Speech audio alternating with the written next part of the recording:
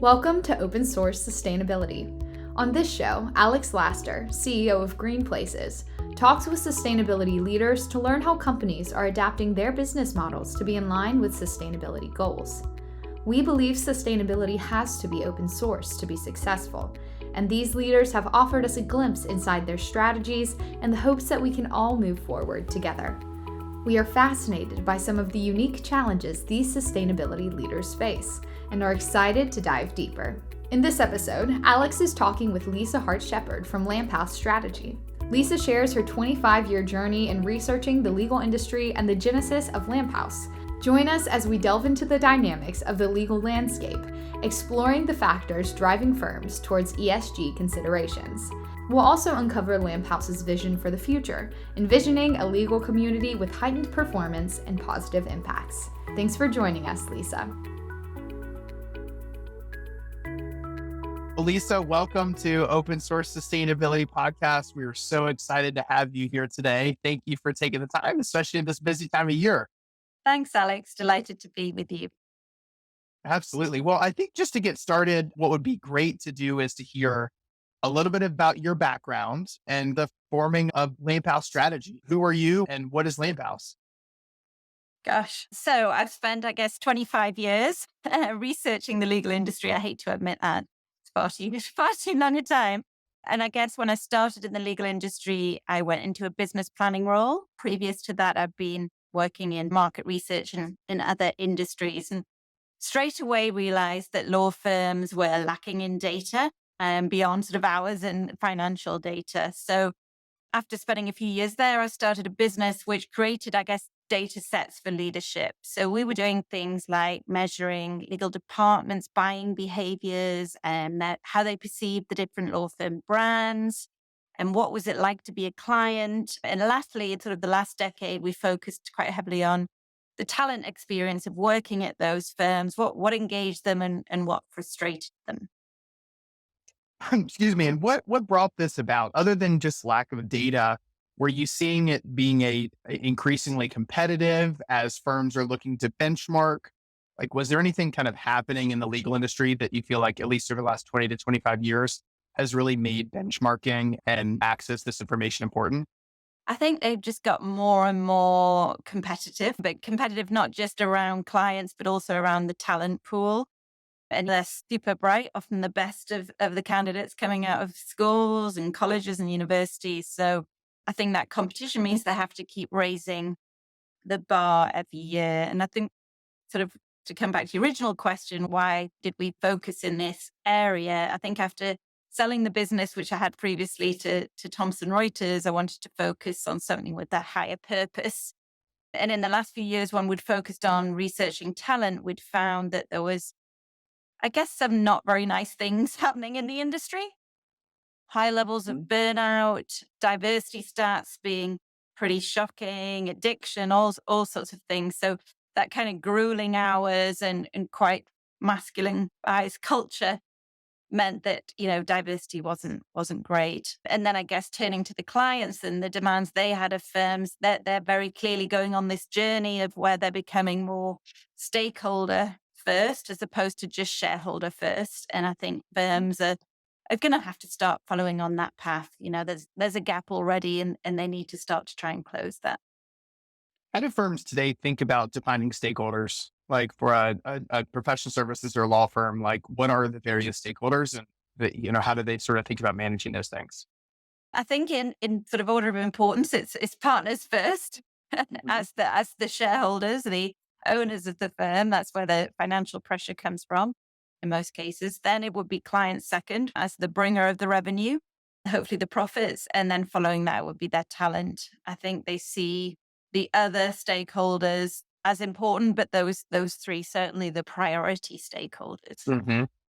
And we're going to talk a little bit later about some of the trends of ESG reporting requirements amongst the clients, of a firm, but particularly in your research over the last 20 to 25 years and this new focus on ESG, there's a lot of this that's inward looking. So how do you think about this as far as the importance for a law firm? Is it, as they're thinking about managing their stakeholders and how everybody feels about it, but internal to the partnership, why is it important to worry if it's too masculine or too one color or whatever it might be? Like, why does that matter today? Well, I think that they know they need to represent their clients who are also increasingly diverse. We're seeing more diversity in legal departments, but not just represent who they are, what they look like, but also the values that they have. And we're seeing those values set change. And I think coming back to sort of the internal view as well, it's also leaders wanting to leave a more positive legacy.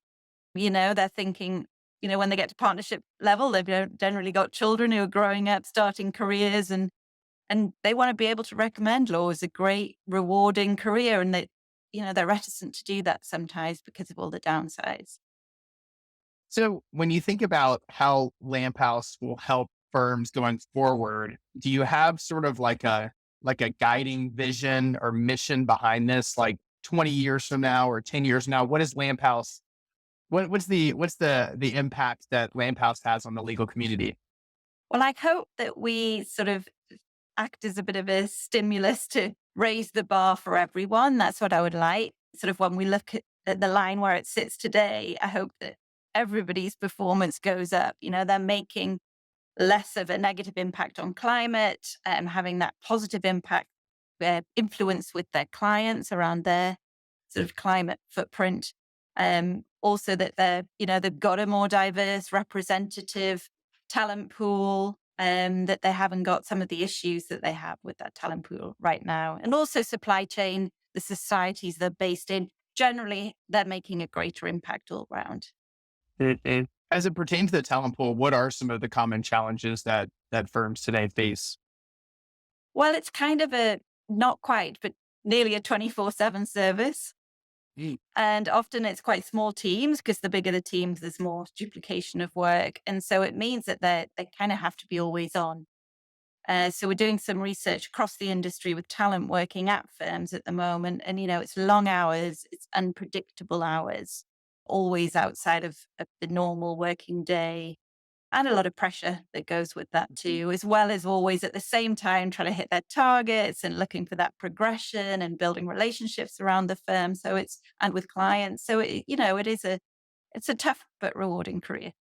David. And every year y'all produce an annual report. Tell us a little bit about what sorts of data points come out of that, and were there any kind of surprises or notable call outs this year?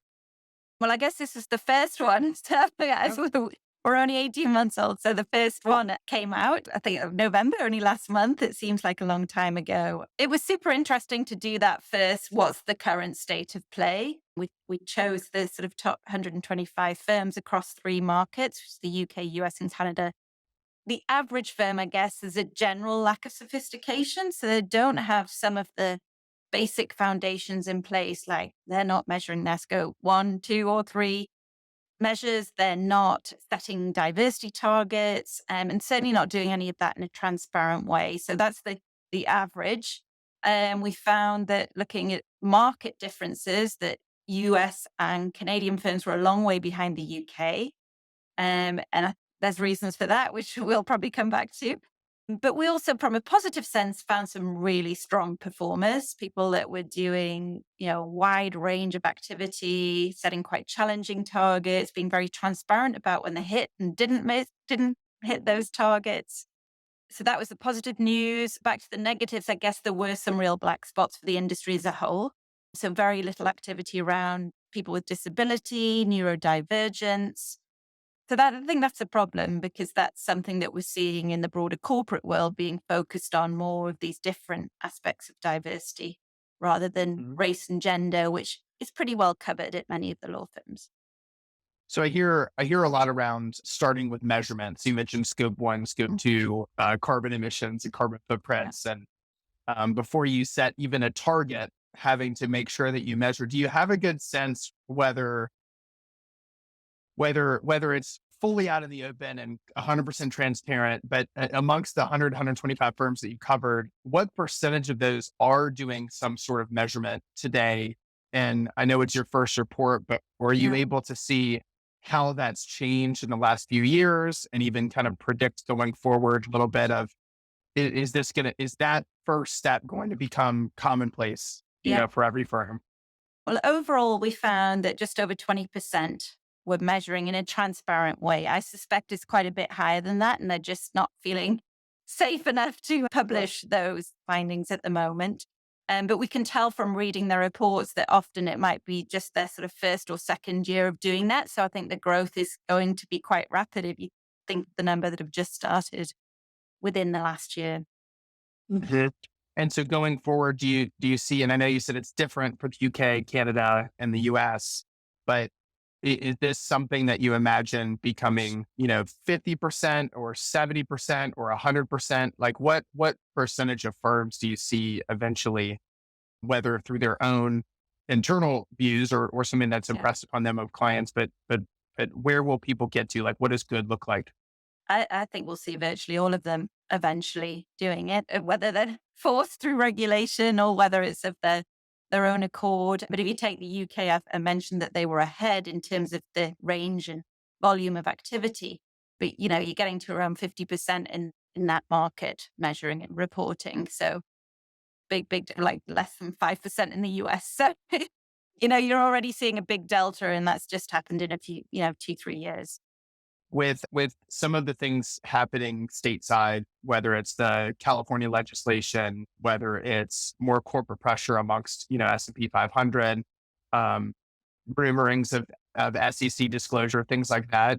What are the things that you're seeing that's led such a discrepancy between the US and the UK? And how do you see that changing?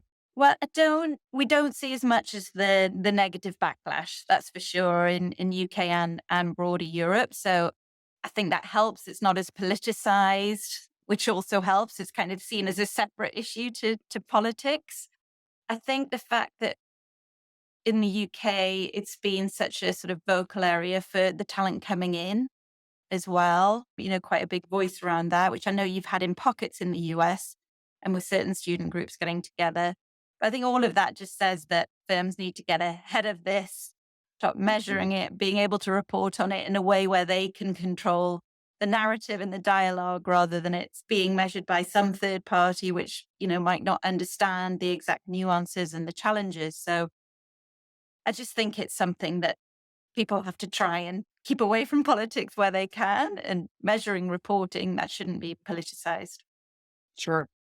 And for firms, other stakeholders, be it new hires and graduates, but also in terms of customer pressure, what sort of trends are you kind of monitoring? Like what are you seeing as kind of the big pulls happening both here and abroad, and how you see that changing? Yeah, well, we've been doing some surveys of GCs, heads of legal department, around how much is this playing a role sort of in the way that they select or feel favorably towards the law firms that they're using. And we found that over 90% said that this was an important issue to their organization, irrelevant of whether they agreed with it or not. There was something that they were having to tackle and look at and get ready for the compliance that will be coming their way. And they expect their firms to follow suit, particularly those firms that they're choosing to get advice on these issues. So we found that 50% were now asking them to report on some aspect Mm. of ESG. So that might be just diversity targets, that might be just environmental impact, it might be a whole range of different factors. And we're also increasingly seeing the bigger spenders who have the big panels, they might set minimum requirements. So they might say, you need to be an EcoVadis certain level, or you have to comply with these 7 or 8 factors to even be considered to be on our panel. Wow. So So 90% of GCs were surveyed were saying that that this is an important issue to them, that a law firm reporting is important to them. they said Is that right? just over 90% said it was an important issue for their organization. And then 50% said that they were asking their firms to report in some way. Wow. Wow. Yeah. Wow. That's quite a bit. Yeah. That's quite a bit of pressure. And you mentioned something there too, because I have seen this as something, and I know we were at a conference a couple weeks ago talking about this, but the practice area of ESG for law firms is really expanding. So we're seeing an expansion of services amongst environmental law practices. When you mentioned, even more pressure for choosing somebody to advise on these issues? Were you able to see how important that was if a GC is evaluating a firm to get advice on ESG or environmental laws or whatever it might be to make sure that they were also practicing what they were Yeah. advising on? Yeah. Well, we wish we'd asked that question in retrospect. That will be going into the next survey. It's not something we asked directly, but anecdotally, we've heard that from our general counsel advisory board. But, it just makes sense that that's the way it's going to head. And we found that over 80% of firms were selling ESG advice as a service. So it's a real sort of contrast with that just sort of 22% reporting on some of the basics versus over 80% selling that advice. Across your 25 years in this industry, have you seen other trends move in that same sort of way where, firms start to give advice on a subject, making sure that when that lens is directed to them, that they can speak from experience, that they also are meeting these obligations? Yeah. I guess things like data protection, cybersecurity, some of those, and some of the areas that became certainly in the EU, sort of modern slavery policy, those sorts of things. Obviously, they had to get their house in order to Yeah. to be able to advise on those. But I think the difference with this, it's become like the regulation is trailing almost. Mhm. What's accepted practice now, certainly for leading organizations in whatever industry they are ahead of where the regulation is, which I think is different to some of the other trends that we've seen.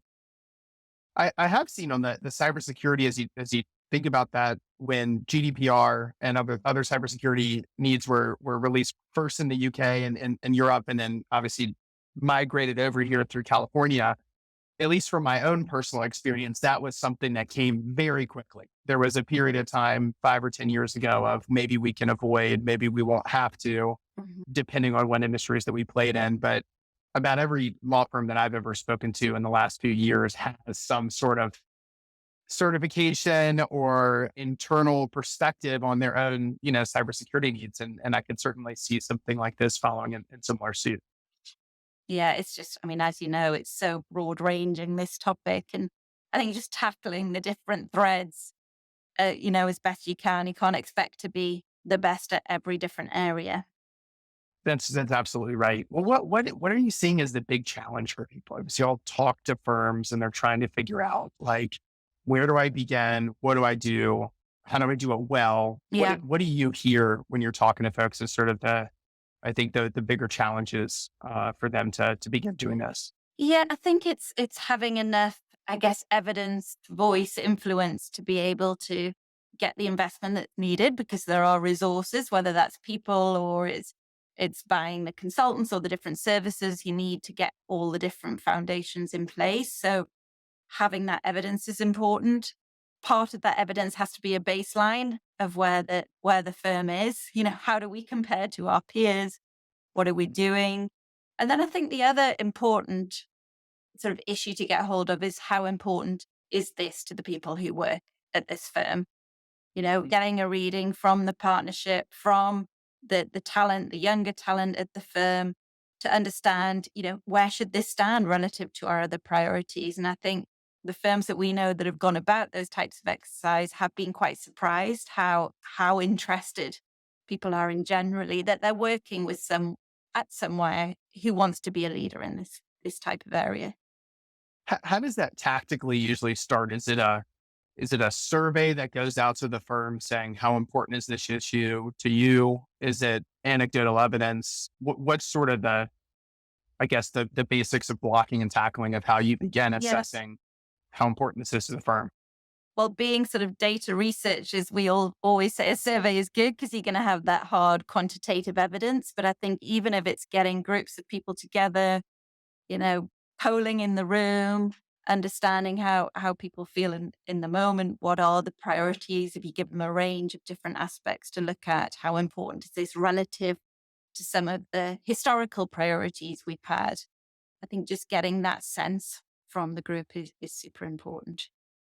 Is that typically the first piece of working with a lamp house? Is it to assess how important this is to various stakeholders? Is that typically how y'all engage, or how does it typically begin? No, it tends to begin with benchmarking the firm against our broader pool. So benchmarking them against an average, against the leaders, against a peer group that they might have to see, okay, where are we at the moment? In terms of the sophistication of our approach, what are we missing? And then from that, you kind of know where you are and where you want to get to next, using that sort of people feedback to help you prioritize what comes next. If a firm wanted to begin understanding where they stacked up against their peers, what sorts of information do they need to get to you to do that? Like what's like if someone's listening to this and says, I really care about this, I want to do it, but I need to have some data that helps. What do they need to be able to provide to you to be able to Yeah. build that case? Well, if they have been in our 125 firms, we'll already have a kind of full analysis of how they measure up. Mhm. We have found for the companies, we've then gone in and done a sort of more in-depth analysis of that often there's a lot more going on behind the scenes that they haven't yet put on their website. So that's where we'll sort of give them a framework and they'll mark off from there the extra things that they're doing that they're not being public about that. So Hmm. then we can say, okay, this is just a communications gap for these 7 areas. However, these are 25 more areas where you're not doing something and you should be. And we'll sort of grade those into these are basic foundations. These are more advanced that you might look at a second phase or a third phase of your development. If you were to think about the low hanging fruit, the things that firms can be doing, we'll say that 20% of the effort, but 8% of the impact. What is kind of the first 3 or 4 things that every firm really at this stage ought to be doing? I think that every firm now should be putting in place the steps to measure their scope 1, 2, 3, because that's just going to be a fundamental for any organization of a meaningful size. That's a definite. On more the people side, which I guess is the next key area, measuring the different areas of diversity is really key. Measuring the sense of well-being at the firm. They already tend to measure pro bono, particularly in the US, but also starting to have some of the key sort of governance sort of infrastructure in there as well. So whether that's let's agree to once a year report, whether that's part of an integrated report or a responsible business report on where we are, where we're heading, those sorts of aspects. And it's something that people look for and become a communications tool for this area of work. It's interesting because a lot of what we hear in terms of, I think, common points of, we'll call it anxiety is, well, what if we aren't that good? If what if we do our measurement and we're really poor, on all of these subjects, is that a risk to the firm? But what I'm hearing from you is maybe a little different. It's more about, are you measuring or are you not? At a later Yeah. stage, it might be, are you better or are you not? But Yeah. this seems to be relatively low risk because it's, are you participating in measuring or are you not participating? Am I understanding that right? Yeah, because it's about progress. That's what we all need to do. And everybody's going to have a different baseline. But it's about, do you care enough to know where you sit? And do you care enough Mhm. to put in the right steps to start to make progress? And, everyone's going on this journey. So people are pretty understanding to begin with, but that's only going to last Mhm. so long. So you don't want to be playing catch up on this sort of area. When firms have an understanding of where they rank, how they benchmark, if they've measured their scope 1, scope 2, or scope 3 emissions versus not. When they take that information, what are some of the common questions that they have, especially in terms of like, how does this help us grow the partnership? If we talk to a firm who says, well, yes, I rank poorly on these things, but I don't know if any of my customers have demanded it. What's typically your response there? Like, how do you sort of help them make the connection between doing this and then their actual like business objectives? Yeah. I think that people are not necessarily looking for the impact measures now, but they will. And so getting ready for that, being in a position where you're considered to have the right infrastructure in place talent's going to start to request it more. They already are requesting it, but people want to see organizations making effort to be better. And without that, that's when people who have these values are going to stop buying from those types of firms that aren't showing those efforts. They're going to stop wanting to work at those type of firms. They're going to be attracted to the firms that are making the right moves. So it's that loss of clients, loss of talent, which is the big risk. What sort of data points do you often bring to firms around that access to talent? Have you seen anything from the data that would say, firms that report carbon footprints or don't report carbon footprints have X? Like what are sort of things that you're seeing in terms of the access to talent pool? So we do this piece of work with Chambers and Partners, which are a directory rankings business. And we've done a survey with them across over 100 law firms, looking at drivers' engagement for talent and also looking at sort of which areas talent are happy with and which they're not. Efforts towards climate change is one of the lowest performing areas. We found that if they feel their firm is authentic about the claims they make in relation to being a responsible business or ESG, then they're likely to recommend the firm goes right up, their happiness goes up, their motivation goes up. So we're seeing these strong correlations between sort of high talent retention, engagement, etc., and the responsible business measures. Do you have any statistics or data around, like, I don't know, percentage of graduates that would choose a firm or would not choose a firm because of one of these issues, or would? Have you seen anything in the data that suggests anything like that? We're not currently including students. It's only people once they've got to the firms, but we do this correlation analysis to see how important all these factors are. And that's where we're seeing them becoming increasingly important. And even for partners, people assume it's just the younger talent, but actually, Sure. over half the partners also showed strong correlations in these areas. As you think about this on the customer side of things, for a law firm trying to differentiate itself or earn business or keep business, have you seen any numbers that correlate to being able to win deals or the opposite of losing deals because of this? Anything that on that side that would be helpful? Again, that's going to be in our next round of research. One of the things we're doing with the data is we're going to be making all of the data available to legal departments for free, so that they can go and look at the firms they're considering selecting for a piece of work or the firms that are on their panels, and they can compare them and how we scored them across all of the different areas. But they can also dig in and see what types of activity each firm is doing. So they can look at a firm and say, are they measuring? Are they reporting on their scope 1, 2, 3?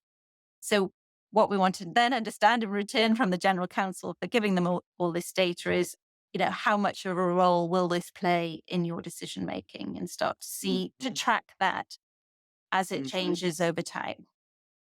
And general counsels, I imagine, with 90% saying this is important, has indicated that this is a decision factor that they want to be able to use as they figure out who they use for representation. Yes. Yeah. I mean, not everyone, obviously. Of course. Yeah. But even those that might have a different political view or whatever it might be, their organizations are usually getting onto this. The dreaded procurement department are starting to ask questions, the increasing role of legal ops. They're starting to build these additional criteria into how they select and approve suppliers. So makes total sense.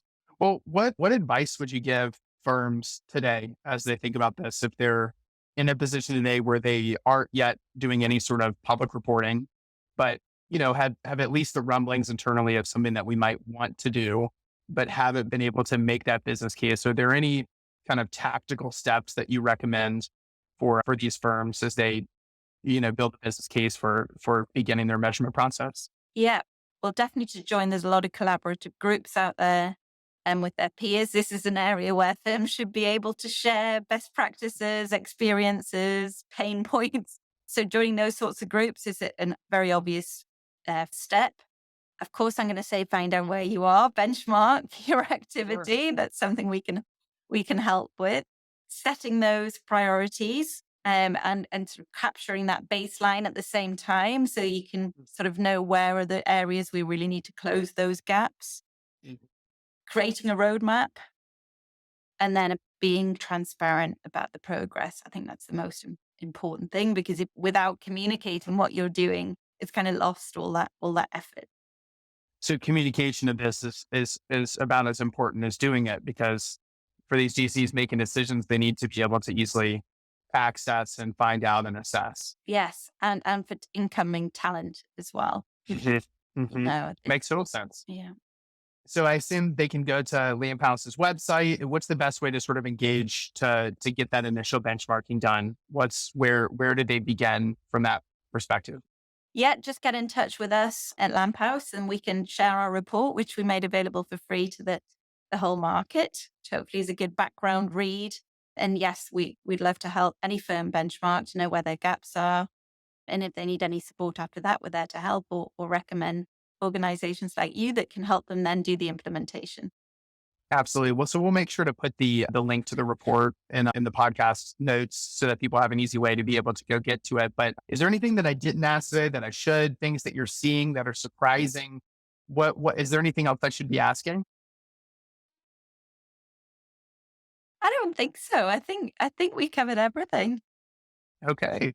Well, Lisa, thank you so much for joining today. We hope you'll keep us up to date with what you're seeing in the market, with data and trends, particularly around this, and particularly on that report, especially as benchmarks come out and we start to see more around how doing ESG, a beginning measurement and making progress can influence the success of a firm. So thank you for sharing. Yeah. And I think also, we're seeing more and more roles that specialize in this area within firms. So I think we will have a growing community around this area. And certainly that's something that I know you're happy to support and get involved with, and something we'll be doing too. So the more people can get together and talk and share, I think that's going to really help everybody move forward. Great. Well, Lisa, thank you so much for Pleasure. joining today. Really appreciate it. It's super interesting. And I think y'all's perspective on the market is really helpful, especially as so many firms are trying to figure out how to do this the first time. So thank you. Great. Thanks, Alex. Thank you to Lisa for joining us, and thank you for listening. If you like this show, be sure to leave a review and follow this podcast wherever you like to listen so you don't miss an episode. This podcast is powered by Green Places.